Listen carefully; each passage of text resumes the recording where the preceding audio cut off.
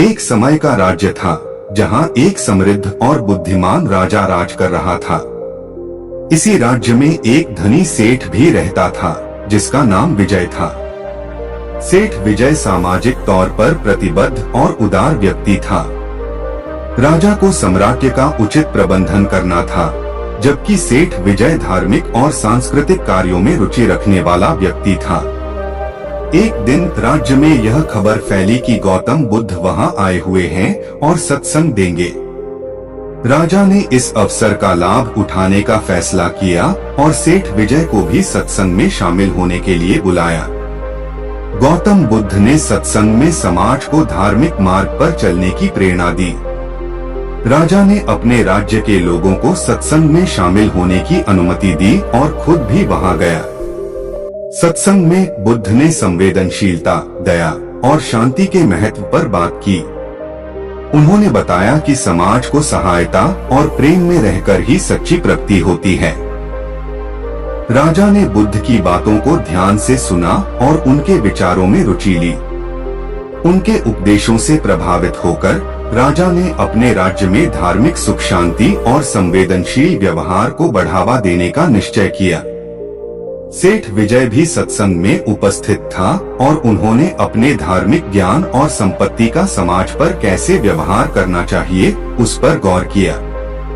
बुद्ध के उपदेशों से प्रभावित होकर सेठ ने त्याग और सेवा भावना में वृद्धि की और नेक कार्यों में अधिक समय बिताने का निश्चय किया। राजा और सेठ दोनों ही गौतम बुद्ध के मार्गदर्शन से प्रभावित होकर अपने जीवन में सुधार लाने का फैसला किया। राजा और सेठ दोनों ही समर्थ नेतृत्व दिखाकर गौतम बुद्ध के उपदेशों को अपने साम्राज्य और समाज में स्थापित करने का कारगर साबित हुए। उन्होंने लोगों को सच्चे मार्ग पर चलने के लिए प्रेरित किया और नैतिक मूल्यों की आदर्श श्रृंगार बनाए रखने का प्रयास किया। राजा और सेठ ने गौतम बुद्ध के उपदेशों के प्रति अपनी साझेदारी को और भी मजबूत किया। उन्होंने अपनी सामाजिक और आर्थिक स्थिति का उपयोग करके सामाजिक असमानता और अन्याय के खिलाफ खड़ा होने का साहस दिखाया। राजा और सेठ ने धार्मिक साहस दिखाया और अपनी सेवा भावना से भी प्रमुखता प्राप्त की। वे नहीं सिर्फ अपने अधिकारियों के प्रति न्यायपूर्ण रहे, बल्कि समाज के असहाय लोगों की सेवा में भी लगे रहे। राजा और सेठ ने गौतम बुद्ध के उपदेशों के माध्यम से एकमेव परमेश्वर का आदर्शन किया और उनके मार्गदर्शन में जीवन यात्रा को सार्थक बनाने का प्रयास किया। उन्होंने अपने प्रभाव का उचित और नैतिक उपयोग करके लोगों को सुधारने की दिशा में महत्वपूर्ण योगदान दिया। राजा और सेठ गौतम बुद्ध के उपदेशों के माध्यम से एक दूसरे में विश्वास और समर्पण की भावना पैदा करने में सफल रहे। उन्होंने यह सिखा कि सहयोग और सामंजस्य से समाज को मजबूत बनाए रखना हम सभी का कर्तव्य है। राजा और सेठ ने गौतम बुद्ध की तरह ध्यान और साधना का महत्व समझा। वे नियमित रूप से ध्यान और आत्म साधना का पालन करते रहे, जिससे उनकी आत्मा में शांति बनी रही और उन्होंने अपने जीवन को सार्थक बनाए रखा। राजा ने शिक्षा को महत्वपूर्ण मानते हुए अपने साम्राज्य में शिक्षा के स्तर को बढ़ावा दिया। सेठ ने भी धनी होते हुए अपने समृद्धि के साधनों का समाज में सभी के लिए समर्थन किया और शिक्षा को बढ़ावा देने का समर्थन किया। राजा और सेठ ने गौतम बुद्ध के उपदेशों को अपने साम्राज्य और समाज में अनुकरणीय नैतिकता और संस्कृति का समर्थन किया। उन्होंने अपने अनुयायियों को नैतिक और सामाजिक मूल्यों का सजीव पालन करने की प्रेरणा दी। राजा और सेठ ने अपने राज्य और आत्म समर्पित करके पर्यावरण के संरक्षण का प्रमुख आदान प्रदान किया। वे अपने समाज को प्राकृतिक संसाधनों का सही तरीके से उपयोग करने की शिक्षा देते रहे और समृद्धि के साथ साथ पर्यावरण सुरक्षा की भी जिम्मेदारी लिया। राजा और सेठ गौतम बुद्ध के उपदेशों के प्रेरणा से समाज की सेवा में उदारता और समर्पण का सिद्धांत अपनाया। वे निर्धन और असहाय लोगों की मदद के लिए समर्पित रहे और समाज में एक उदार और सहानुभूति वातावरण बनाए रखने का प्रयास किया।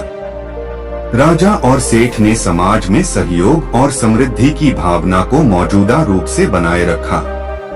उन्होंने लोगों को साथ मिलकर समस्याओं का समाधान निकालने के लिए प्रेरित किया और एक समृद्ध समाज की ऊंचाइयों की दिशा में काम किया।